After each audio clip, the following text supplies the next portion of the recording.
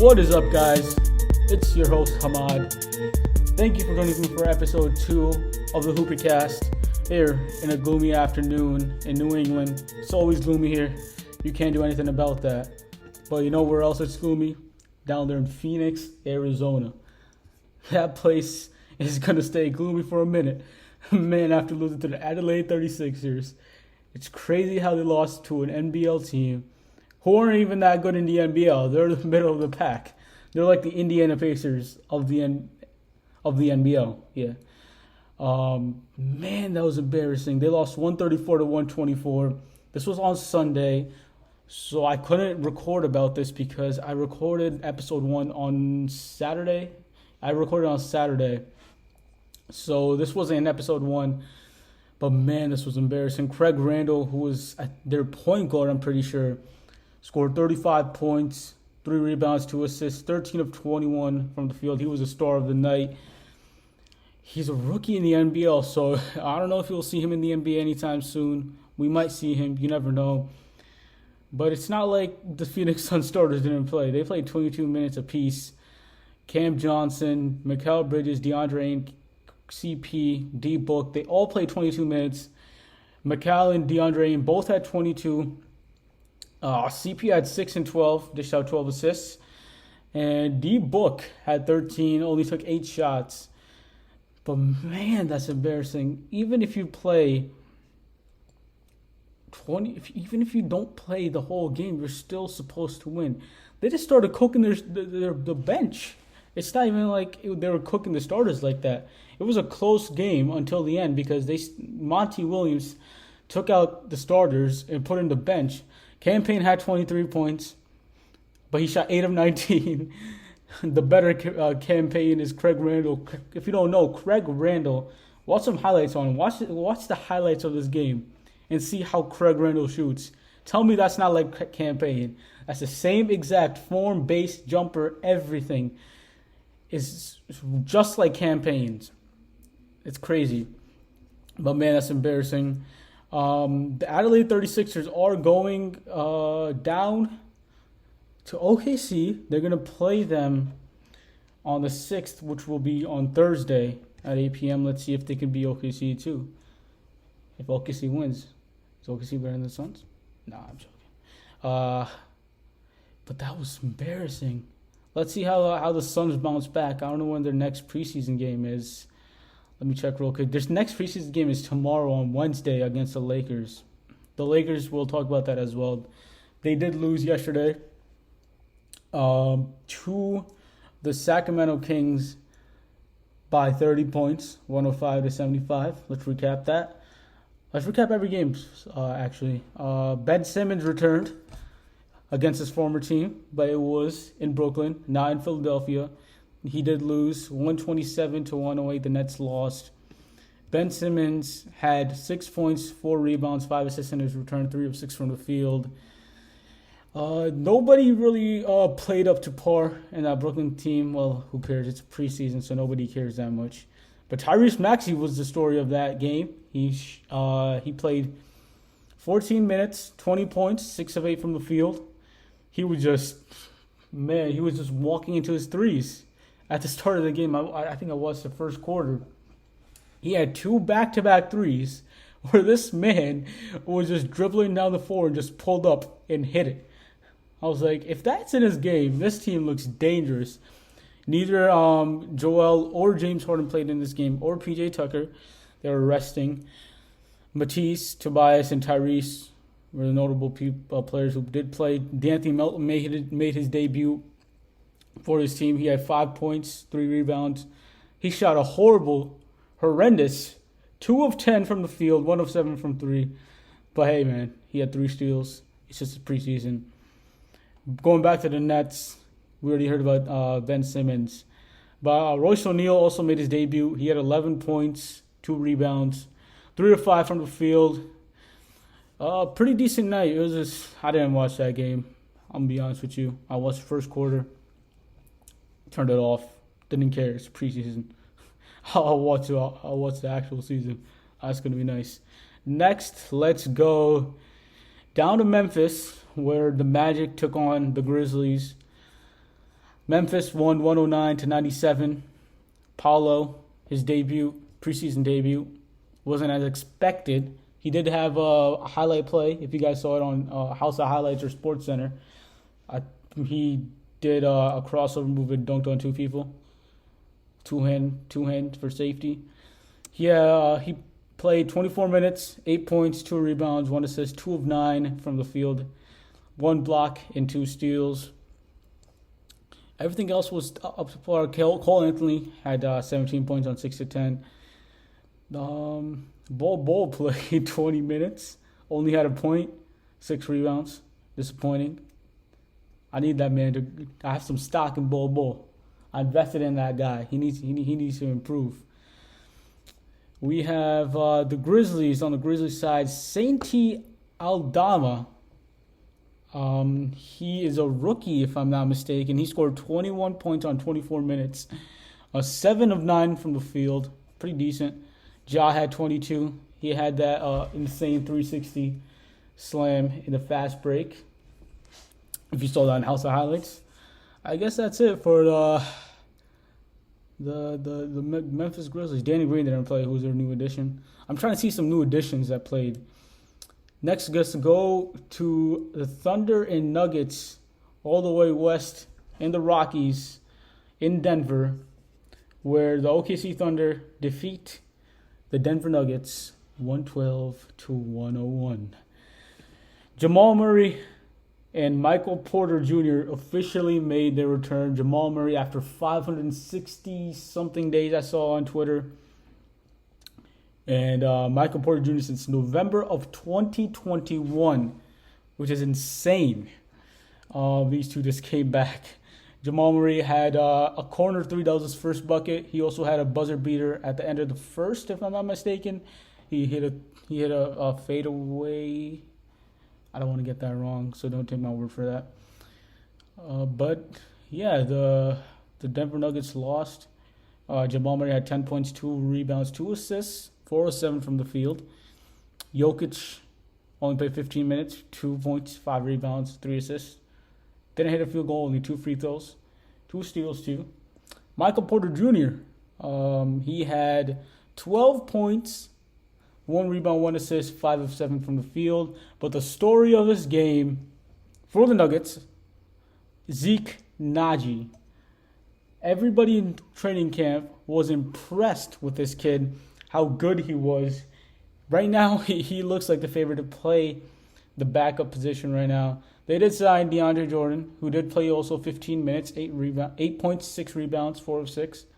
But I just feel like they will prioritize Zeke Naji at that backup center spot, backup 5 spot behind Jokic, rather than DeAndre Jordan. That man, DeAndre Jordan, just keeps getting jobs. I don't know how, but he just keeps getting those jobs, I guess. Who else was their new addition? Bruce Brown. Yeah. Bruce Brown and KCP. KCP didn't play up to par. 2 points, 1 rebound, 1 of 8 from the field. Bruce Brown, 7 points, 3 rebounds, 2 of 5 from the field. Pretty decent games. I'm not going to lie, not good for KCP, though. On the Thunder side, Josh Giddey was the star for them. He had 14 points, 12 rebounds, 9 assists, 6 of 11 from the field. And Trey Mann, 17 points and 6 of 10. Everything else was normal. Aaron Wiggins had a 15-point game out there. Is he the better Wiggins? Question mark? I don't know. Let's see. We'll see. No, I'm joking. Andrew's far superior. Now let's get to that Lakers and Kings game where the Kings beat the Lakers down there in LA, 105-75. The story for the Kings. Keegan Murray, their rookie, 16 points, 6 rebounds, 7 of 11 from the field and 2 steals. For the Lakers, it was all Anthony Davis. Not really all of them, but he had 11 points, 11 rebounds, 4 of 9 from the field. The big three did play. The big three, as we call it. LeBron did play, 4 points, 1 rebound, 2 assists, 0 of 7. All of his were free throws. And Russ did play too. Pretty decent game for him. 15 minutes, 5 points, 2 rebounds, 3 assists.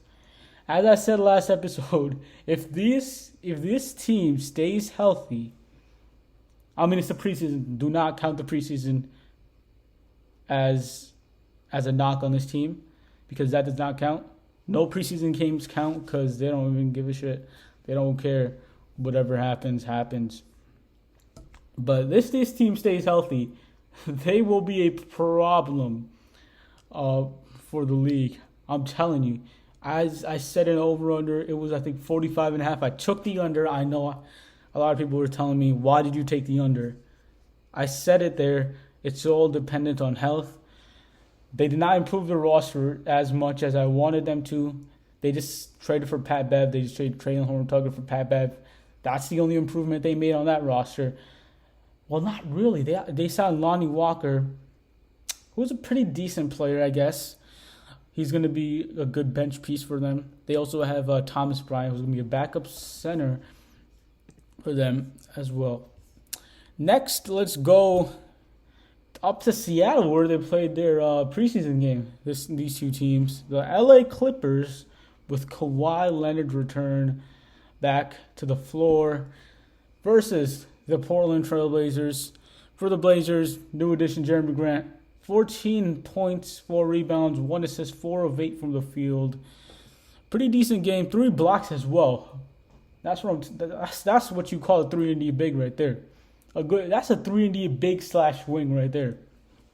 You got Dame with 16 points, 5 of 13 from the field. Let's look at Kawhi Leonard, the story of the game, where he did not do what we expected of him, but it's a preseason, so who cares? 11 points, 4 rebounds, 2 assists, 3 of 8 from the field. And Paul George also played 12 points, 7 rebounds, and 2 assists. Amir Coffey also had 15 points, 5 of 8. He was a leading scorer for the Clippers, who won 102-97. Today, we have a pretty loaded slate of games, I guess. Not really. Back-to-back doubleheaders on TNT for preseason. That's pretty surprising. TNT's going to show some preseason games. Wow. It's going to be the Pistons and Knicks in New York. The Timberwolves and Heat down in Miami. The second doubleheader for this night at 9:30 p.m. Eastern Standard Time on TNT is going to be the New Orleans Pelicans going up to Chicago to face the Bulls. And then you got the Jazz, the Wembanyama sweepstakes Jazz facing the Portland Trailblazers. I'm pretty sure that is in Portland. Yes, it is in Portland. It is in Portland. And next, let's go to our Eastern Conference over-unders. We did Western Conference last podcast, which I did get pretty much a lot of slack for. I did not. There's so much of Lakers fans going after me. That's what I'm gonna say. I have a lot of Eastern Conference fans out here, so let's see how they react to this. I have the NBA Vegas odds in front of me. We're going to go in alphabetical order, I guess. Not really. But let's go with the Boston Celtics. Over under 53.5. I'm going to take the under. The Boston Celtics are losing a major key piece in Robert Williams, who will be out for 4 to 6 weeks, which will affect their win-loss percentage because that man is a beast in that paint. No one can score on that guy unless he's in the perimeter. Everybody's scoring on him. But they're also losing Danilo Gallinari for the whole year with the ACL tear. That was a pretty tough time for them because they signed him with high expectations. I think he cleared waivers. So he was traded for DeJounte Murray, if I'm not mistaken, to San Antonio. He got a buyout. He got bought out, or was he waived? I think he was bought out by the Spurs, signed by the Celtics this summer. Had his introductory press conference. Went to Europe for the Euro Cup and tore his ACL, playing for Italy, which is really unfortunate. I don't want that for anybody, but that's pretty tough for the Celtics. They're also not having Ime Udoka, and they have a rookie coach in Joe Mazzulla, who I do not know. I still do not know how he's going to coach. The Celtics still have not played a preseason game, if I'm not mistaken. Let me check. They have, actually. Wow, did I miss this? Let's go over that. Wow, the Hornets and the Celtics played a preseason game. I think I missed that. But the Celtics won in convincing fashion, 134-93. Jaylen Brown had 24 points, 8 of 11 from the field. Jason Tatum had 16 and 4 of 11 from the field. And their new addition, Malcolm Brogdon, played amazing. Wow, 11 points, 5 rebounds, 9 assists, 4 of 9 from the field. He did come off the bench in this game, as expected. But if I were the Celtics, I would start him with Robert Williams' absence. They started Derek White over him. I think they want Malcolm Brogdon to have his own unit, which he excelled in Indiana. He played pretty good, borderline all-star there. For the Hornets, not pretty good, not well. You had LaMelo Ball shoot 5 for 19 for 14 points. Kelly Oubre, though, 6 of 11 for 17. Big name right here, LiAngelo Ball, 4 points. I'm so sorry. 4 minutes, 0 points, 1 rebound, and 0 for 3 from the field. All were 3-pointers. Amazing debut for LiAngelo Ball. I said LaMelo again. That's LiAngelo.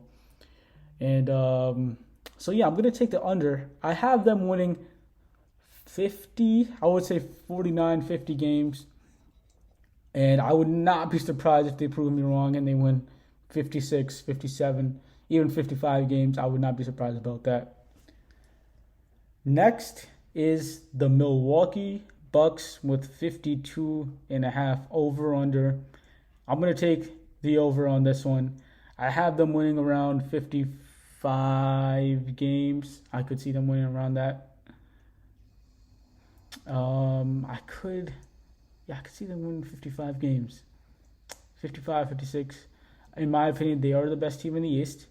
I don't know which other team would be better than them, except only competitor I see in my eyes would be the 76ers, which we will get to. And the Celtics could compete with the Bucks. I mean, they beat them, but they didn't have Chris Middleton. And I said this last podcast, if Chris Middleton played in that Celtics series at the end, they're 100% making the finals. There's no way they're losing to the Boston Celtics with Chris Middleton on that court. They're not losing in Game 7. They're winning that Game 7 with Chris Middleton on that court. So I just feel like the Bucks are probably the best team in the East right now. I would see them winning 56 games. Yeah, I would see them winning around 56, 57 games. If I was to bet on the Bucks over under. And next, I'm gonna do the Philadelphia 76ers over under 50.5. I'm taking the over. I do not see them winning less than 51 games. They will definitely win more than 51. I see them winning around, I don't know if this is a reach. I hope this isn't a reach. I see them winning around 58, 59 games. They added a good backup center, Montrezl Harrell. PJ Tucker they added also. And now they have a whole new year with James Harden, Joel Embiid. And I just feel like they also had Daniel House Jr., who's an amazing. They just have the Rockets all over again. Daryl Morey in the front office, I said. You got James Harden, PJ Tucker, Daniel House. That's just the whole Houston Rockets all over again, 2018. But, I see them winning 56 games. I hope that's not a reach. And they have a whole new year with the James Harden, Joel Embiid all together, Tyrese Maxey. Their starting lineup would look like James Harden, Tyrese, Tobias, PJ, and Joel. That seems like a deadly starting lineup. And off the bench, you got George Niang, Montrezl Harrell, Furkan Korkmaz, DeAnthony Melton, who they just acquired. We just talked about him. He did have a pretty bad game yesterday, but who cares? They still have Shake Milton and Matisse Thybulle, the stopper Matisse Thybulle, the no offense stopper Matisse Thybulle, the one-way defender Matisse Thybulle. This man will not let you score anything. So yeah, this team just looks deadly, man. I see them 100% winning over 51 games. I'm 100% taking the over on this 50.5.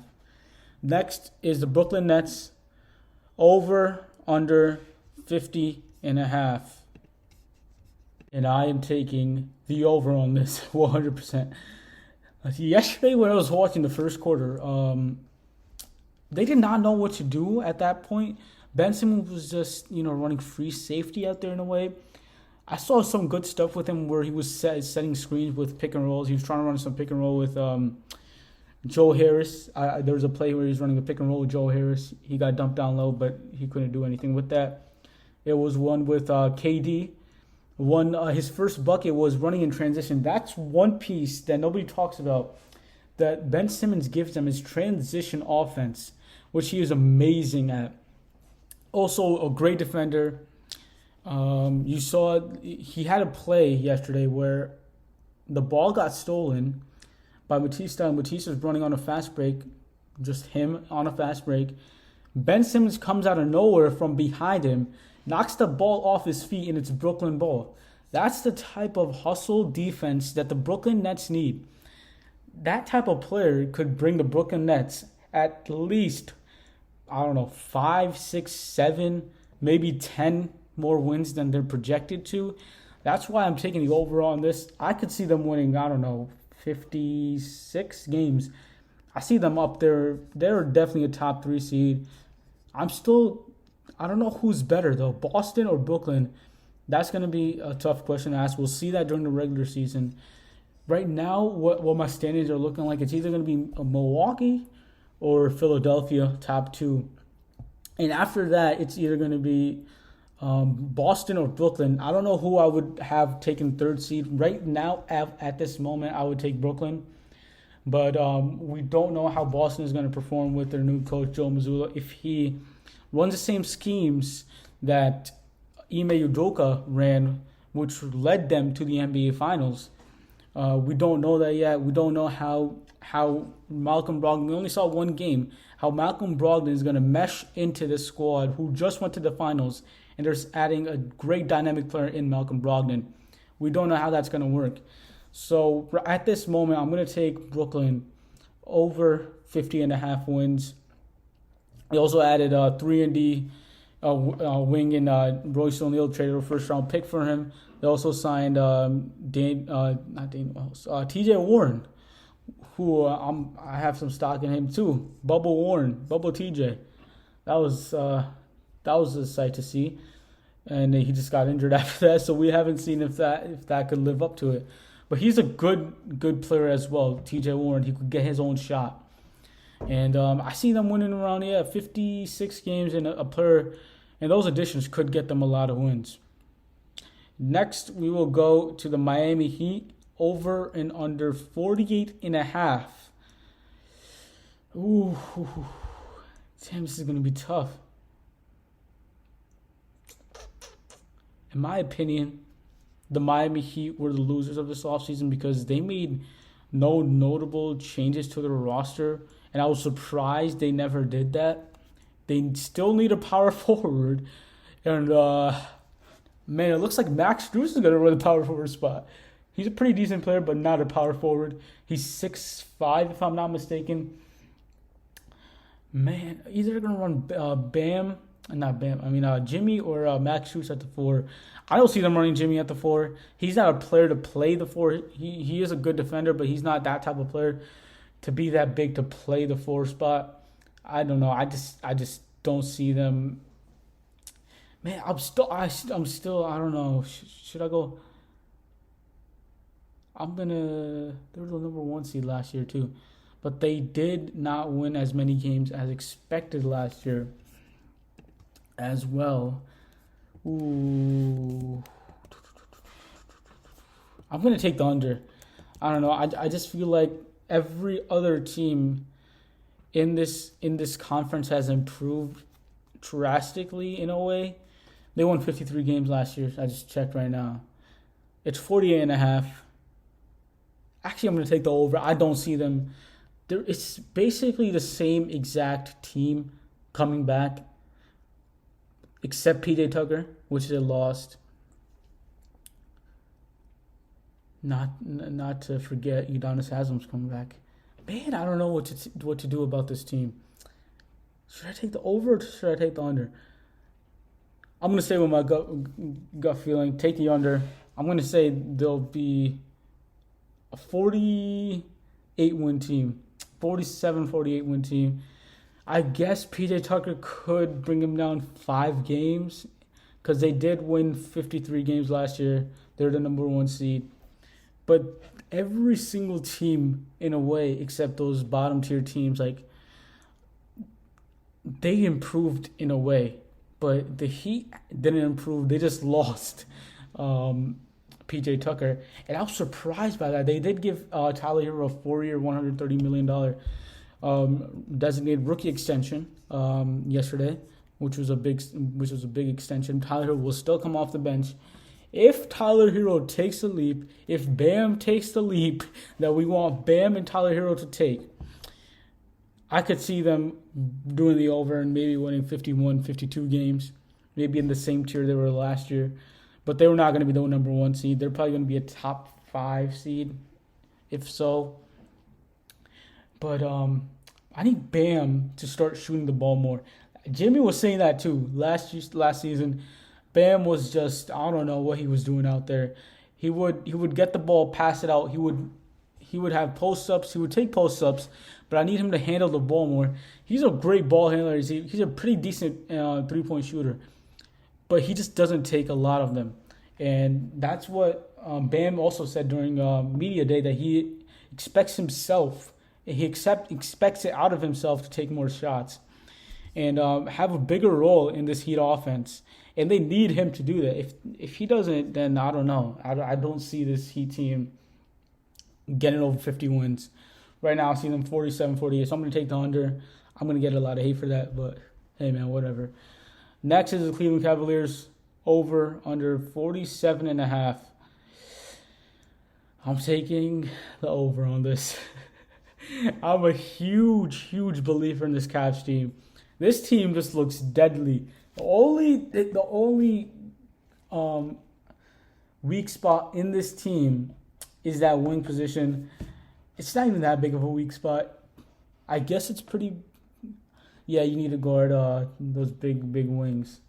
So they need to stop her like that. But I see Dean Wade. I heard Dean Wade might be that guy. I think we talked about this last podcast where it's between Dean Wade, Isaac Okoro, Karis LeVert to take that starting spot. I don't see Karis LeVert taking that spot. He's too small to be a wing stopper. He was one in Brooklyn, as I said last podcast. He was that stopper for the Brooklyn Nets back when he was playing for them. But Isaac Okoro was not the player that they thought he would be. So I have a feeling it would be Dean Wade taking that spot. He is the best defender out of that wing position that I see. So I'm going to take the over. It's going to be Darius Garland, Donovan Mitchell. That backcourt duo just looks amazing. I see Darius Garland. I don't know if this is a hot take. I see him being on the same tier as Chris Paul when he retires. Is that a hot take? I don't know. This kid just looks amazing. I just love watching Darius Garland play. He's so shifty. He can maneuver whatever he wants. He can get whatever shot he wants. This kid's just one of the most shiftiest players I know in this game. You got Donovan Mitchell. If Donovan Mitchell improves on defense, the Donovan Mitchell defender that we knew in college at Louisville, if he becomes that, this team could win, I don't know, 53 games. I guess, man, I'm not being realistic with these because every team can't win 50 games. I got to be more realistic with these projections right here. But I don't see the Cavs. I'm going to take the over on them anyway. I see them winning like 48, 49 games. Yeah, I'm not being realistic with these. Every team can't win 50 games. There's not a lot of wins to go around this league. So I'm going to go with over for 47.5, and for 48, 49 games. I could see them winning that much. Next is Atlanta Hawks. And I'm 45.5 over under.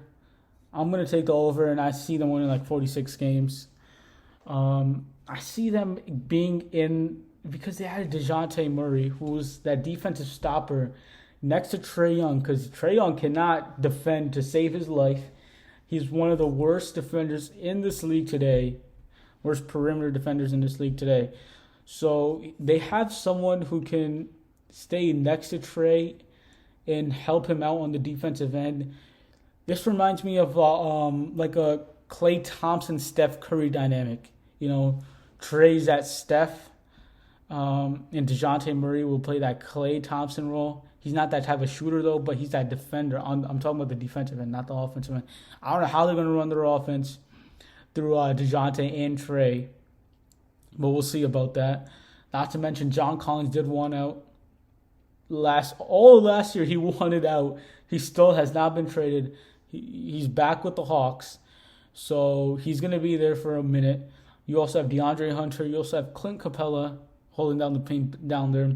So this team could win around 46 games. I don't see them going far in the playoffs. So maybe second round probably.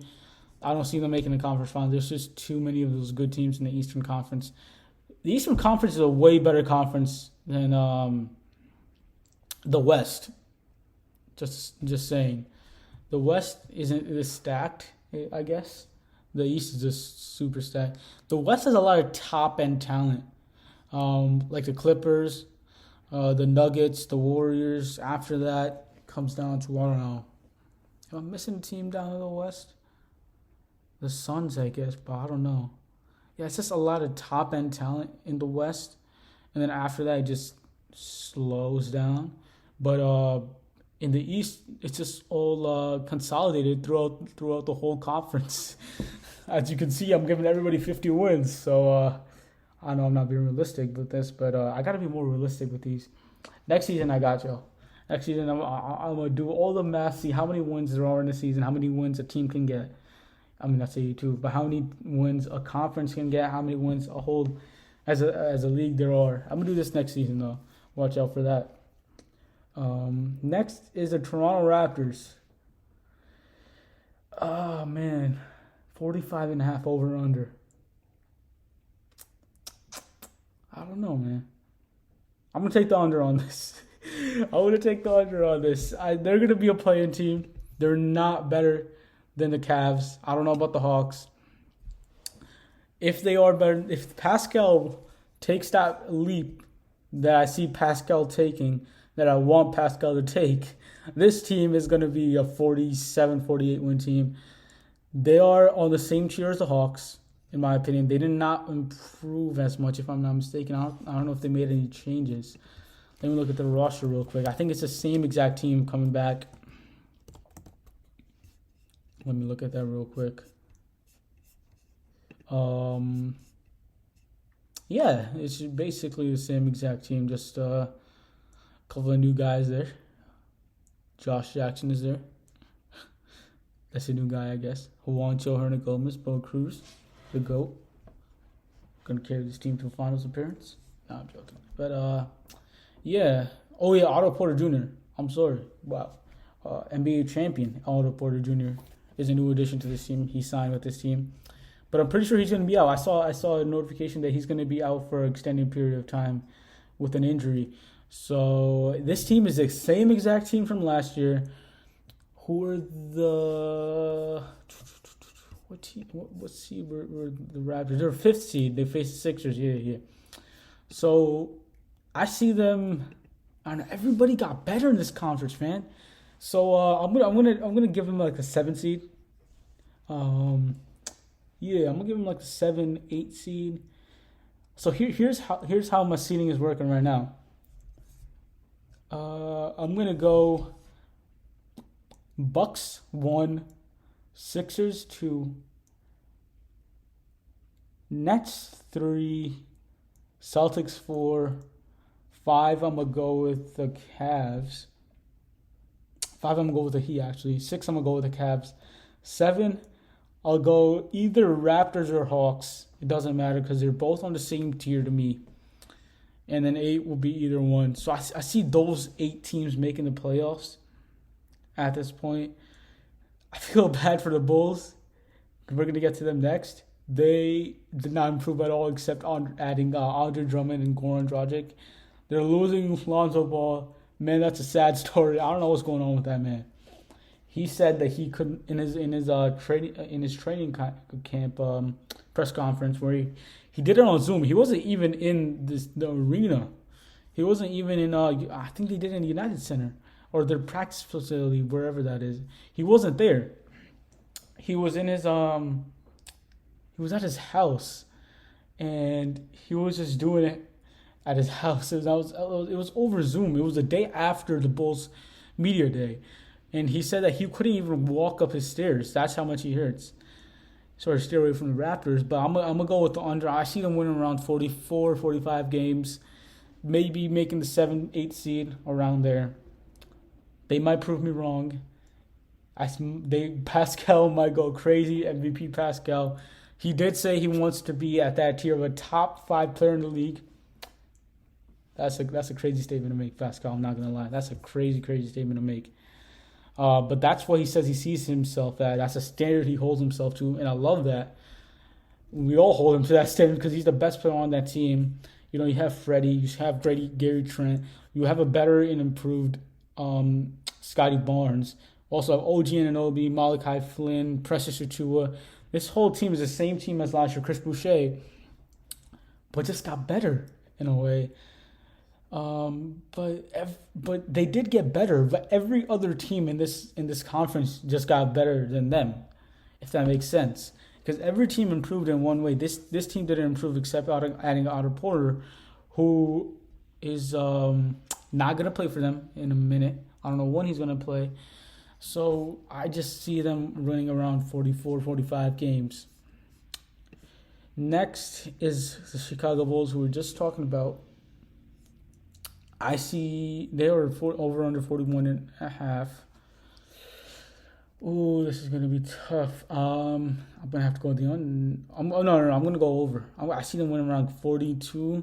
This could go either way, over or under. This could go either way. They could win 41 or 42. They're gonna make the play-ins. They're gonna be the 9 or 10 seed.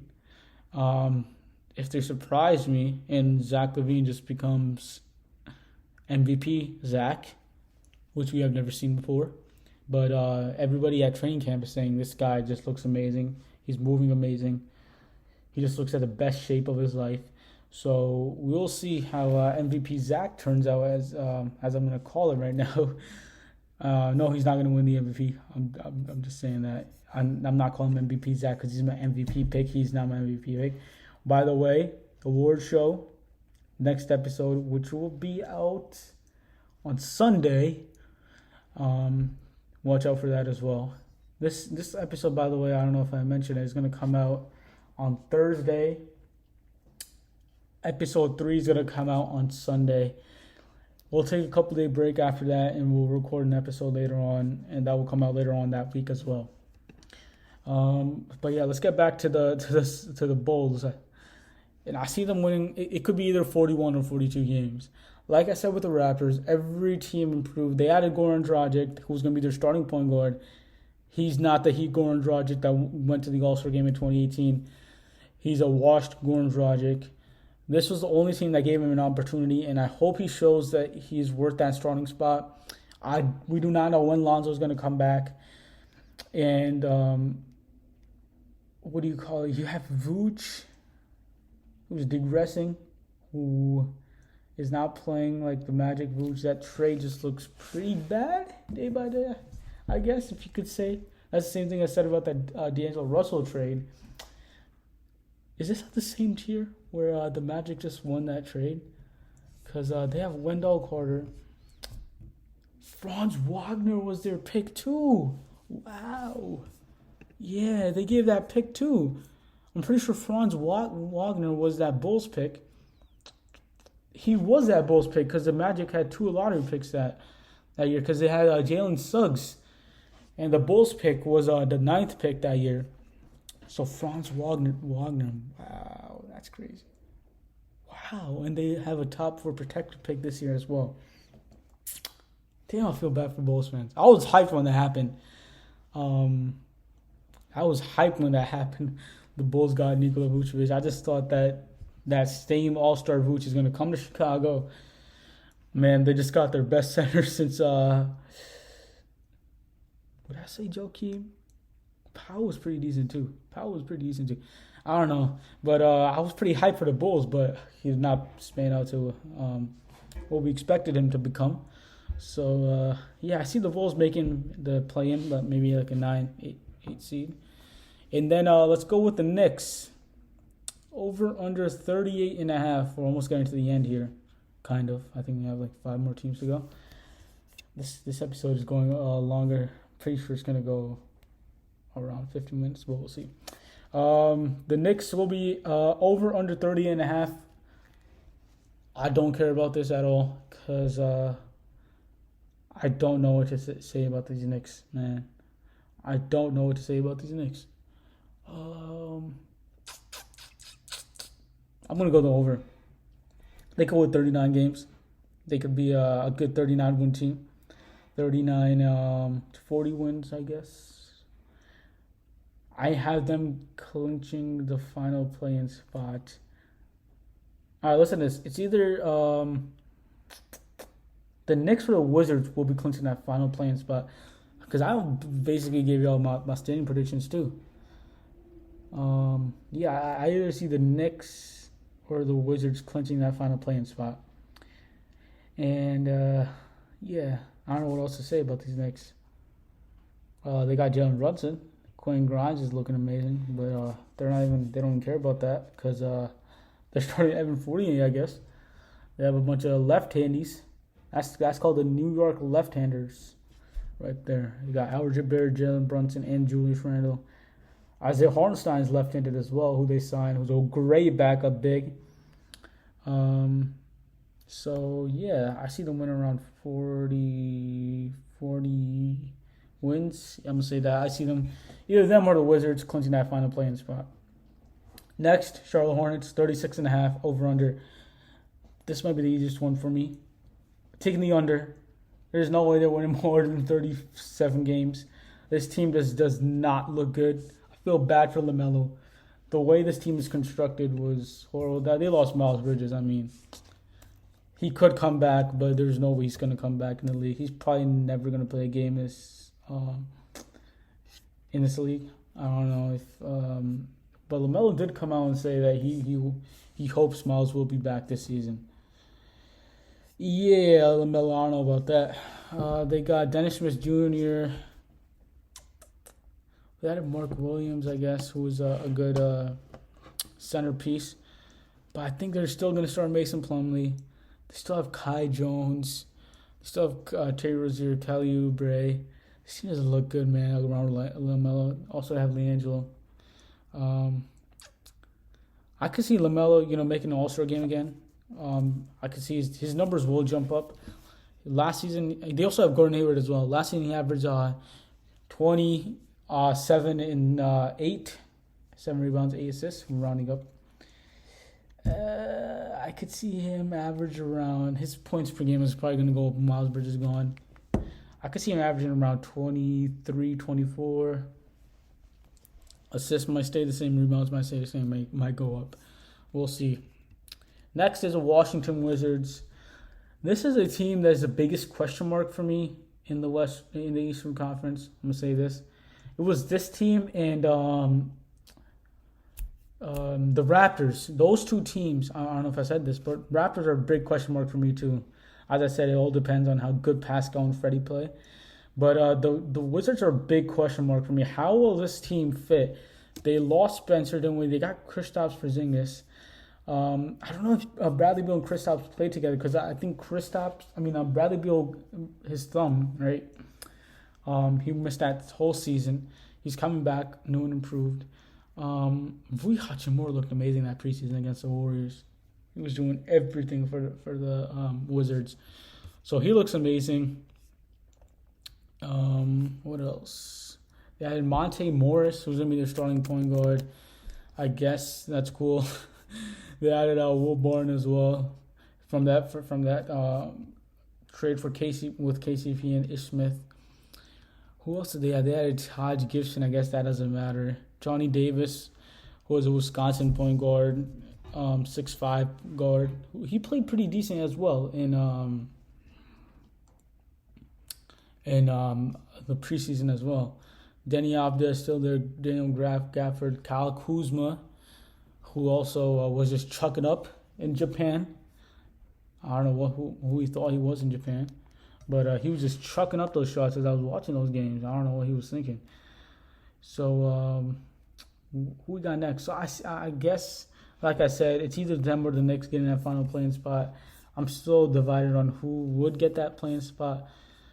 This team could flunk hard. This team could just surprise everybody and do great and maybe make the playoffs. Who knows? We'll see. And next we have the Detroit Pistons, over under 29.5.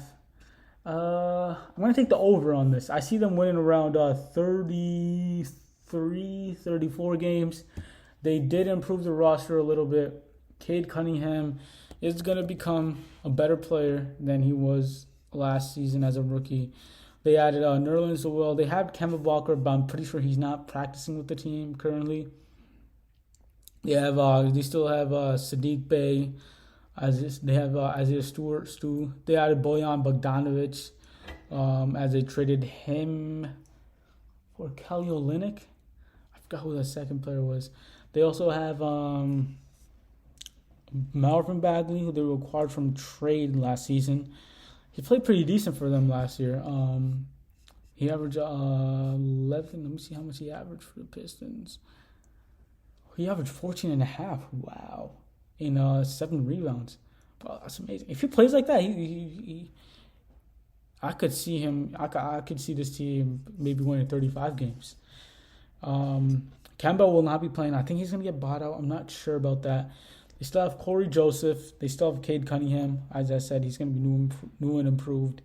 Sadiq Bey still on that team. Killian Hayes, who just didn't pan out to what they thought he would be. Jaden Ivey, they draft Purdue guard, number 4 overall pick.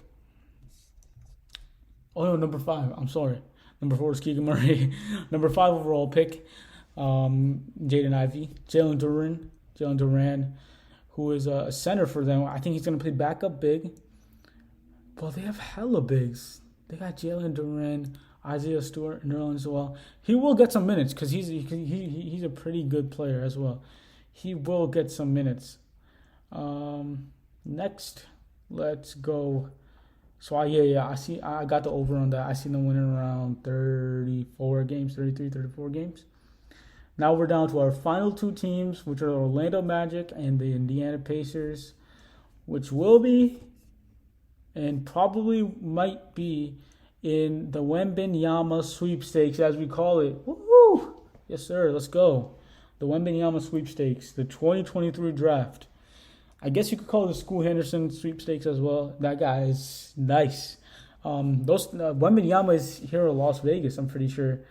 I'm pretty sure his team out in France is here practicing against some G League teams, and Wembanyama and Scoot will be playing against each other.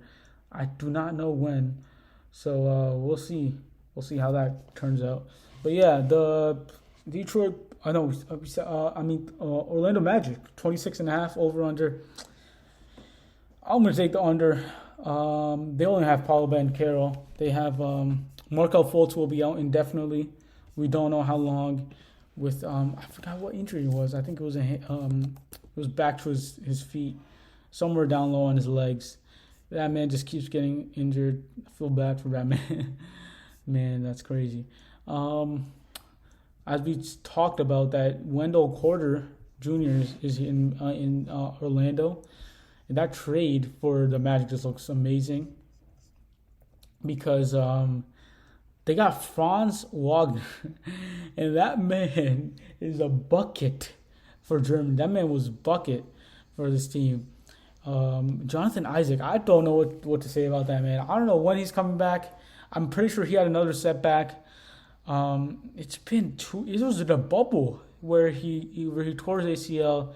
He came back for rehab last year. I think he tore his hamstring, and I think he's ramping up, and he will be ready this season. But I don't know. I don't think for the start of the season they still have Jalen Suggs, who was their fourth overall pick last year. Cole Anthony, I think I said him. Chuma Kiki, a good 4 for them. Paulo, amazing. I think Paulo's I have a feeling Paulo's gonna win Rookie of the Year. And Mo Bamba and Bobo. I think I said this. I have a lot of stock in Bobo. I have a feeling Bobo could be a great player. I mean, he's in his 3rd year or 4th year, and he hasn't done anything yet. But I still have high hopes for him. And they have that veteran just sitting there, Terrence Ross, who's been looking to get traded for the past 2 years. He's so open about it that he's been saying it on his streams. I don't care where I go. Get me to this team. But I guess they just can't find a trade for Terrence Ross to trade him. So, yeah, I don't know what else to say about this Orlando Magic team. They're in a Wembanyama sweepstakes, I guess. Lastly is the Indiana Pacers. Over under 23.5. I'm going to take the over. I see the winner around 25, 26 games. If Buddy Hield and Miles Turner stick around on this team, hear me out, they will win at least 36 games, 35, 36 games. I don't know if that's a reach. That might be a reach. That probably is a reach. But I'm high on Tyrese Halliburton. That man's too shifty. I love watching Tyrese play. He's an amazing player. Last year they won 25 games. But Tyrese wasn't there fully.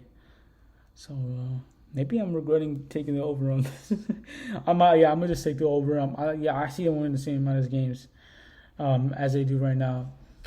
And what else should I say about the Indiana Pacers? Oh, yeah. The Lakers were looking to trade Russ to Indiana, and it was super close. Shams came out with an article yesterday of how Darvin Ham and Rob Pelinka delayed their media day press conferences because they were in active talks with the Indiana Pacers. That's pretty weird. But they decided not to go with that trade. They just wanted to see how Russ would fit in with this team, and I guess they just want to see how this plays out. It was seriously considered. That's what Shams said.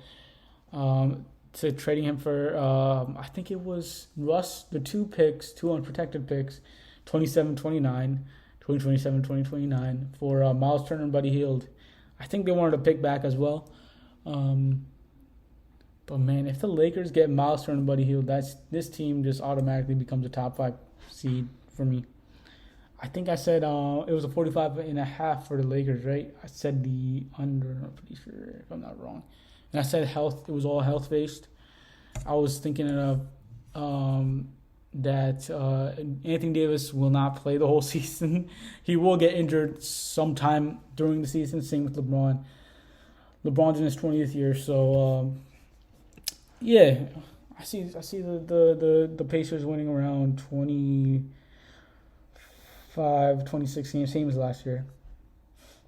So yeah, we're done with the. I think that's it for the Eastern Conference. We did all the over-unders. This was presented by DraftKings. This over-under odds were provided by them.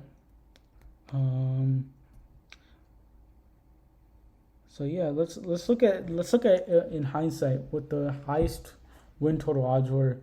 The Boston Celtics were number 1 with over/under 54.5. We talked about that. This is getting updated by the minute, so because of the odds, how they keep swinging over there in Vegas. The Bucks are 52.5 over/under. Suns were 52.5 as well. I'm surprised about that. The Clippers were 52.5 as well. So these three teams were 52.5. The Golden State Warriors were fifth in the highest win total odds, which was 51.5 over under. The lowest win total odds, it was the San Antonio Spurs first with 23.5. The Houston Rockets with 23.5 as well. The Indiana Pacers were 24.5. I think we said 23.5 because they just got updated right now. Orlando Magic with 25.5, and the Oklahoma City Thunder with 26.5. The Magic went down 1, and the Pacers went up 1. Yeah. So that's for this episode. We're done with over-unders. Next episode, hopefully, will be on Sunday, episode 3, which will be the award predictions.